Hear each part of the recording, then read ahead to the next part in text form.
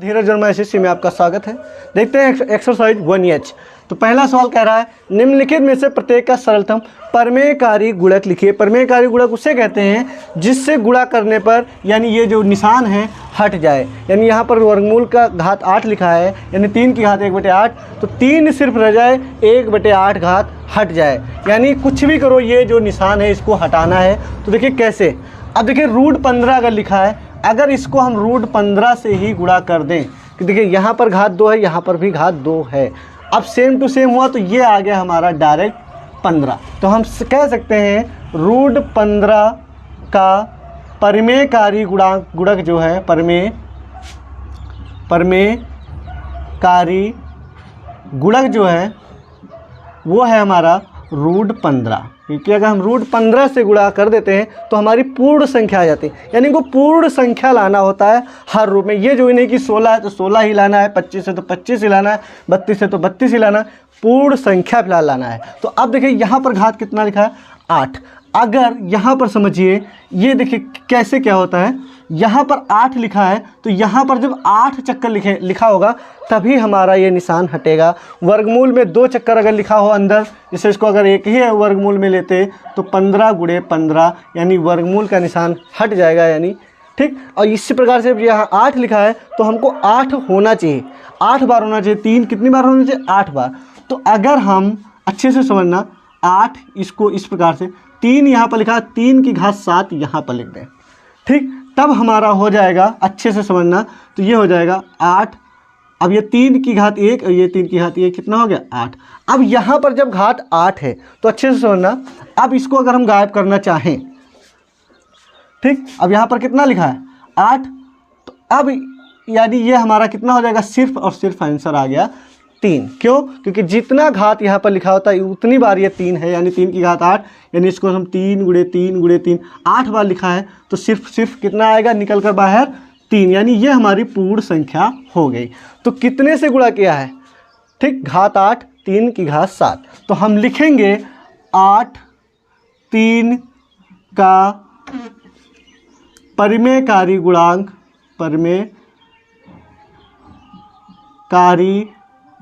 परमेयकारी गुणक जो होगा कितना होगा?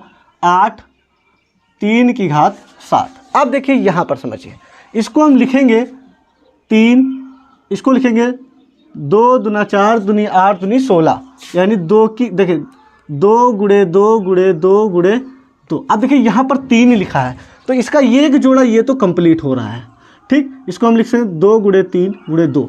अब देखिए, अब इसको अगर हम सिर्फ ये ना होता तो हमारा ये ऑलरेडी परमेयकारी गुणक है, यानी हमको कुछ करना ही नहीं था। लेकिन यहाँ पर ये हमारा जो 2 एक्स्ट्रा है, अब हमको कितने और 2 चाहिए, यानी 2 × 2 ये और चाहिए। तो ठीक समझिए अच्छे से। तो ये तो है नहीं कि हम सिर्फ इतना लिख देंगे, तो यहाँ पर हम लिख देंगे 3 ये जो लिखा है ये, और यहाँ पर 4 यानी क्यों? क्योंकि इसको कहते हैं 2 × 2। अब अगर इसको हम अंदर लाना चाहें तो देखिए कितना हो जाएगा? 3 का निशान लगा देंगे, ठीक। अब ये हो गया 2 की घात 3 यानी 2 दूना 16 चक्कू 64, ठीक, 64। जिसका ये देखिए ये किसका है? ये घनमूल का निशान है, यानी 4 × 4, ठीक। और बाहर 3 यानी कितना आ गया? 4, यानी पूर्ण संख्या आ गई। यानी किस संख्या से गुणा किया था हमने? इसको देखिए, ये तो जितना लिखा है हमने लिख दिया, इस संख्या से गुणा किया। तो हम कहेंगे, देखिए अच्छे से समझना, घनमूल 16 का परमेयकारी गुणक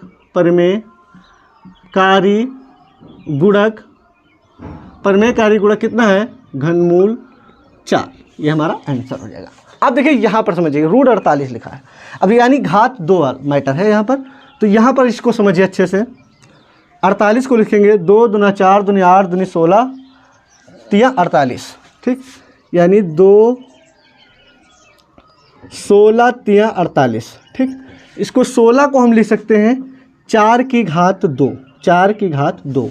अब देखिए ये तो हमारा पूर्ण संख्या के रूप में आ जाएगा बाहर, लेकिन ये हमारा नहीं आएगा। तो इसको अगर हम √3 से ही गुणा कर दें, ठीक, अच्छे से समझना, √3 से अगर गुणा कर दें तो ये हमारा 3 अंदर आ गया, ठीक।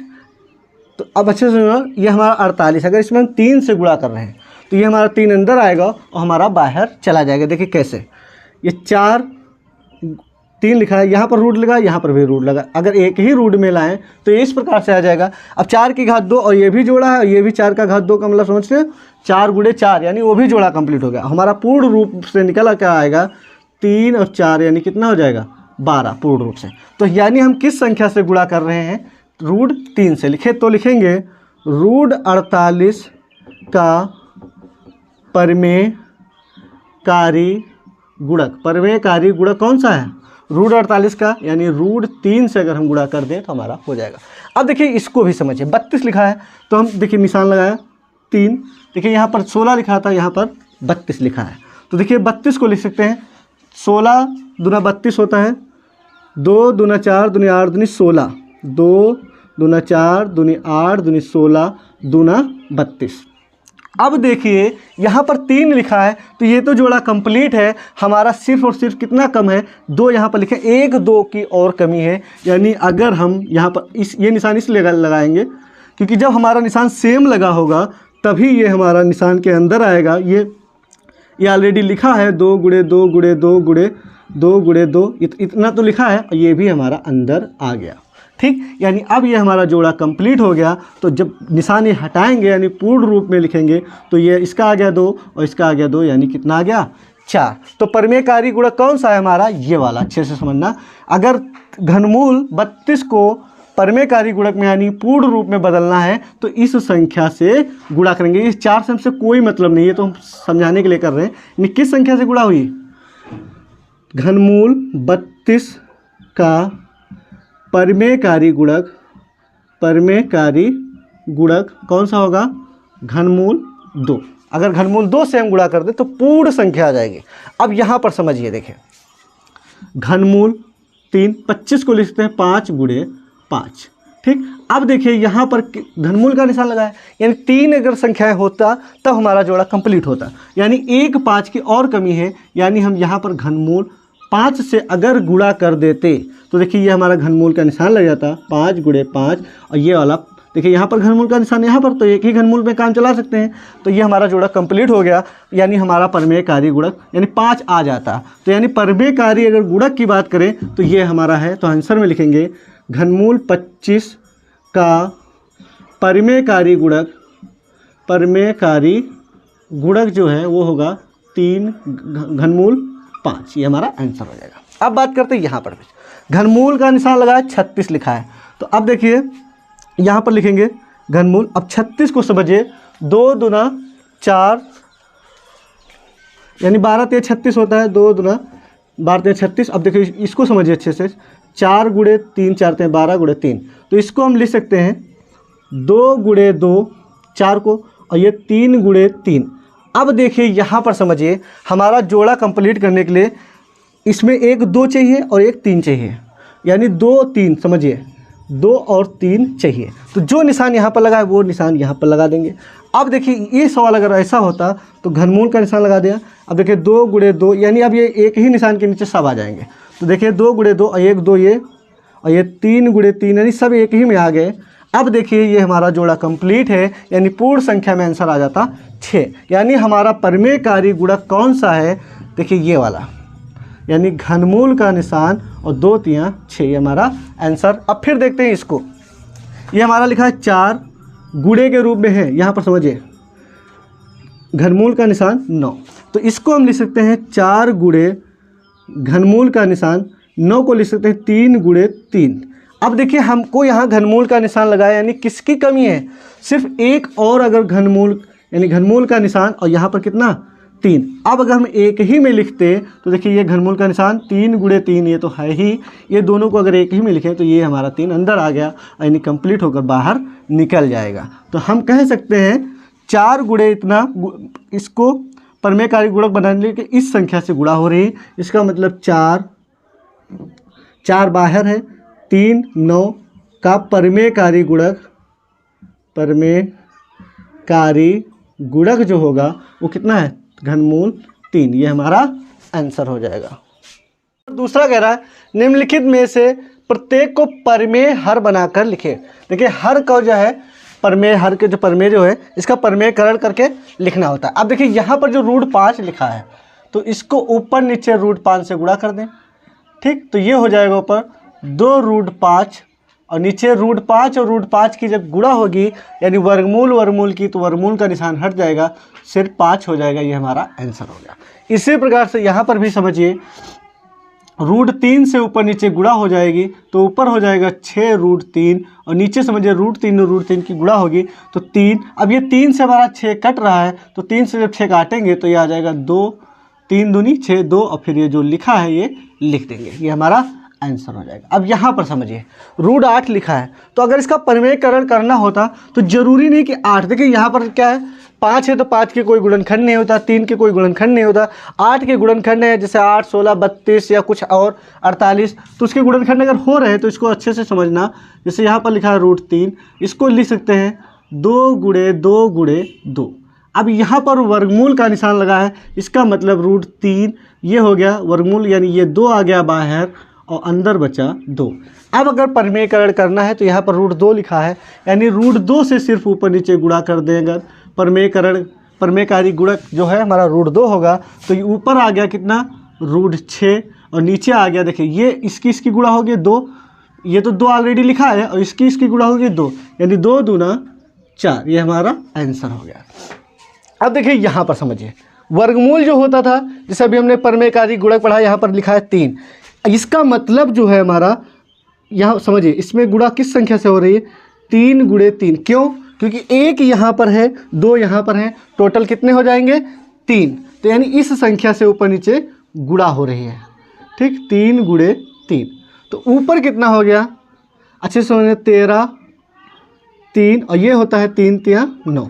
ये समझ गए क्यों? क्योंकि देखिए यहाँ पर देखिए 3, यहाँ पर 3, तो एक ही लिख दें और एक ही गुणा के अंदर लाएं अगर हम, तो ये हमारा निकल के प्योर यानी पूर्ण संख्या आ जाएगी 3, यानी परिमेयकारी गुणक। समझ गए?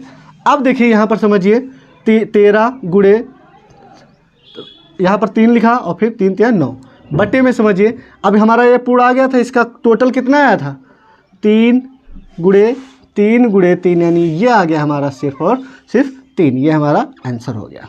अब देखिए यहाँ पर समझिए 12 के भी गुणनखंड हो जाएंगे हमारे, देखिए कैसे, 7 इसको लिखेंगे 2 दूना 4 3 12।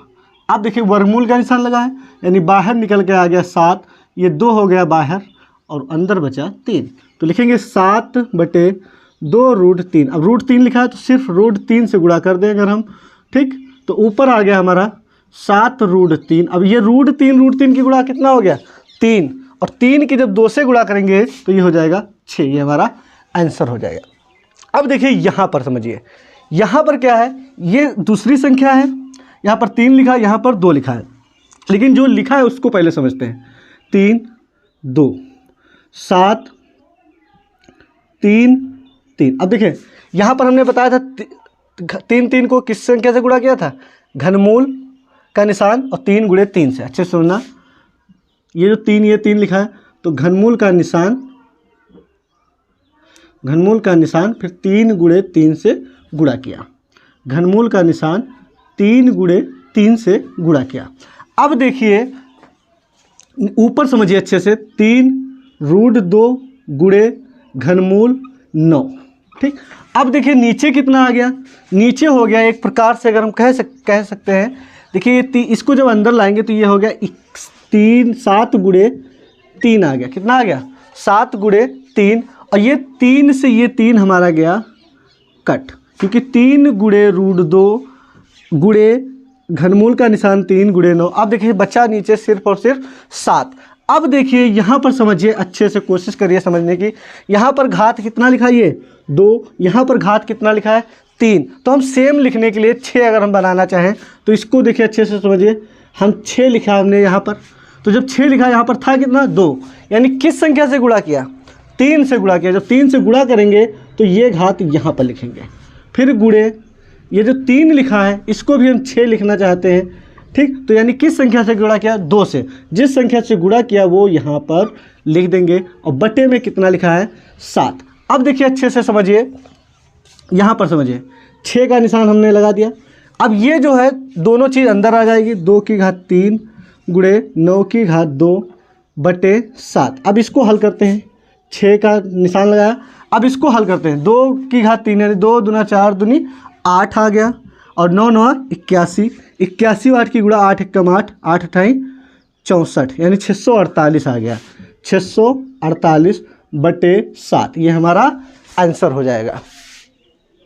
निम्नलिखित में से प्रत्येक व्यंजक का मान दशमलव के 3 स्थानों तक ज्ञात कीजिए जबकि दिया हो।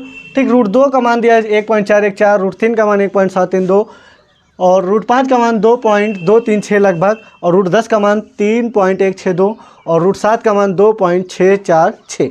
और तो 1/5 पहला सवाल कह रहा है, इसको परमेकरण करेंगे, अच्छे से समझना। 1/√5 जो लिखा है इसको √5 से ऊपर नीचे गुणा करेंगे, क्योंकि हमारा बटे में पूर्ण संख्या होनी चाहिए, इससे हमको सुविधा हो जाएगी। क्या सुविधा हो जाएगी? देखिए √5/5। अब देखिए √5 का मान अगर डायरेक्ट यहाँ पर हम लिख देते हैं तो फिर हमको भाग देने में दिक्कत होता। ठीक है, अब ये देखिए ये आ गया 2.236/5। अब 5 से जब भाग देंगे तो देखिए इधर तो पूर्ण संख्या है नहीं, है वो, लेकिन मतलब ये एक बार भी नहीं जाएगा, यानी पॉइंट के बाद ही मैटर होगा। तो ये है 22 लिखा, 5 चक्कू 20, कितना बचा? 2, तो ये हो गया 23। फिर लिखेंगे 5 चक्कू 20, अब कितना बचा? 3, तो ये हो गया 36। 5 सते 35, फिर बचा 1, 5 दूनी 10, पूरा कट जाता, लेकिन हमको दशमलव के सिर्फ 2 स्थानों तक लिखना था। देखिए 5 सते 35, फिर बचा 1, फिर हो गया 10, 5 दूनी 10, यानी 0.4472, लेकिन हमको लिखना सिर्फ था 447, यानी दशमलव के 2 स्थानों तक। अब बात करते हैं √15 की। √15/√6। अब देखिए √15/√6 लिखा है, तो इसको √6 से ऊपर नीचे पहले गुणा कर लेते हैं। ठीक, तो ऊपर आ गया 15 छक्का 90, √15 छक्का 90 बटे में आ गया 6। अब देखिए 90 को हम लिखेंगे, इसको बाहर निकालेंगे तो आ जाएगा 9 दहाम 110, यानी इसको हम लिख सकते हैं, देखिए इसको लिख सकते हैं 3 तिया 9 और 9 दहाम 110 बटे में 6, यानी ये आ गया 3, हमारा वर्गमूल का निशान लगा है ना, देखिए वर्गमूल का निशान लगा, यानी 3 हमारा बाहर, वर्गमूल में 10/6। अब देखिए 3 से जब इसको भाग देंगे ये आ गया 2। ठीक, अब √10/2, यानी √10 का मान लिखा है हमारा 3.162 बटे में है 2। अब इसको जब हम भाग देंगे तो 2 एकम 2, फिर इधर आ गया 2 पंचे 10, फिर बचा 1, 2 8 16, 2 एकम 2, यानी 1.581, ये हमारा आंसर हो गया। अब देखिए यहाँ पर समझते हैं, √5 लिखा है, यानी ऊपर नीचे √5 से गुणा कर दें सबसे पहले, तो ये हो गया √5 की जब इसमें गुणा करेंगे तो ये आ गया 2√5 माइनस इसमें जब गुणा करेंगे तो हो जाएगा √10 बटे ये आ गया हमारा 5। ठीक, अब देखिए 2√5 यानी 2 गुणे √5 का मान हमारा दिया है 2.236 माइनस √10 का मान दिया है 3.162 बटे 5। अब गुणा करते हैं तो देखिए 2 छाक 12, 2 तिया 6, 1 7, 2 दूना 4, 2 दूना 4, यानी 4.472 माइनस 3.162 बटे 5। तो सबसे पहले तो हम घटा लेते हैं, तो 2 में से 2 गया 0, और फिर 7 में से 6 गया, 2 में से 2 गया 0, 2 में से 2 गया 0, और 7 में से 6 गया 1, और 4 में से 1 गया 3, और 4 में से 3 गया 1/5। और जब 5 से भाग देंगे तो इधर तो हमारा आएगा नहीं, इधर आएगा पॉइंट के बाद 5 दूनी 10, कितना बचा?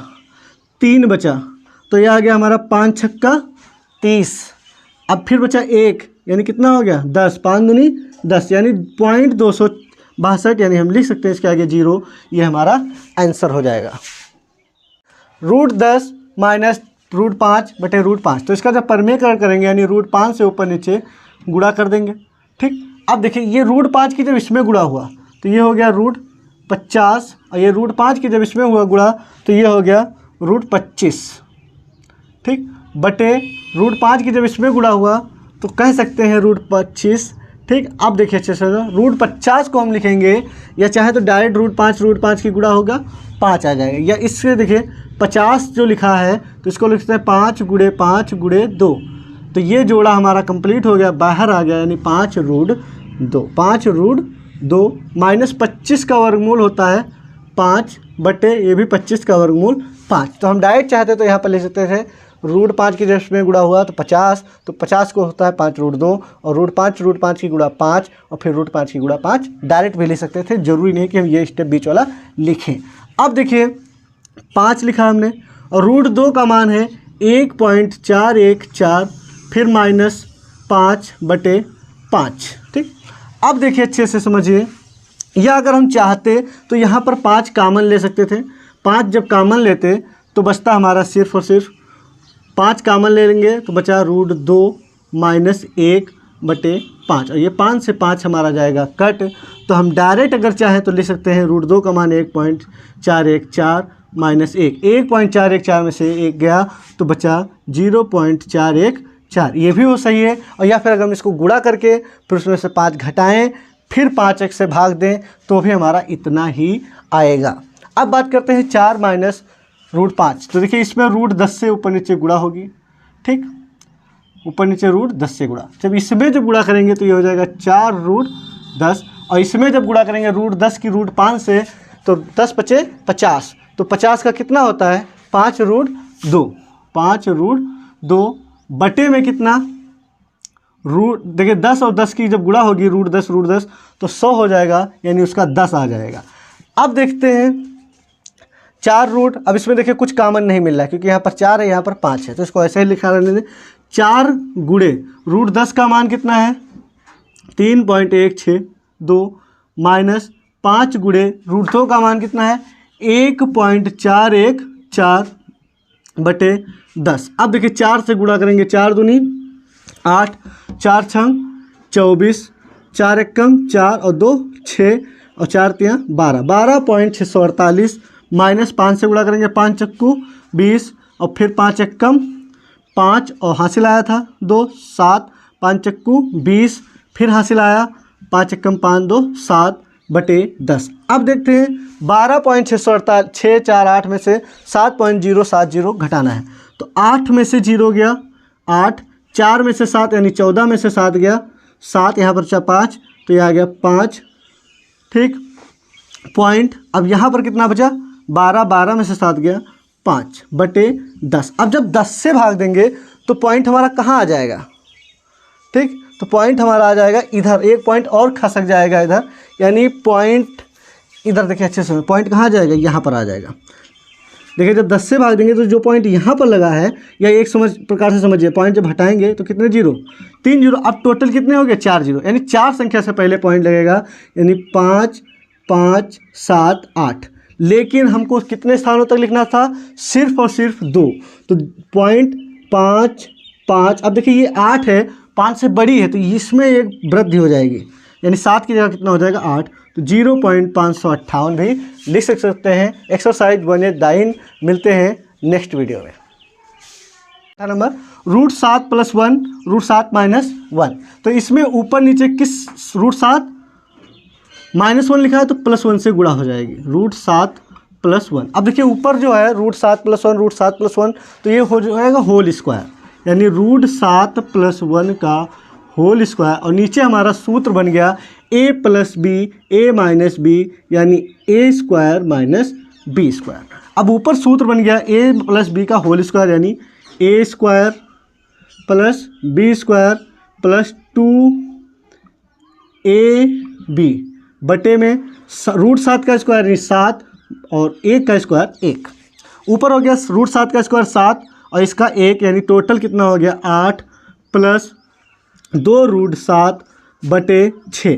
अब देखिए यहाँ पर कुछ कॉमन मिल रहा है, हमारा कॉमन कितना है 2, तो इसमें जब 2 कॉमन ले लेंगे तो ये आ जाएगा 4 + √7 बटे 6, तो 6 से ये काट देंगे 3, तो ये आ गया हमारा 4 + √7 का मान कितना है 2 6 4 6 बटे कितना 3, तो ये हो गया 4 और 2 6.646 बटे 3। अब 3 से जब हम भाग देंगे तो देखिए 3 दूनी 6 पॉइंट 3 दूनी 6 फिर 3 एकम 3 3 × 5 15 यानी 2.215। अब एक्सरसाइज 9 1H मिलते हैं नेक्स्ट वीडियो में।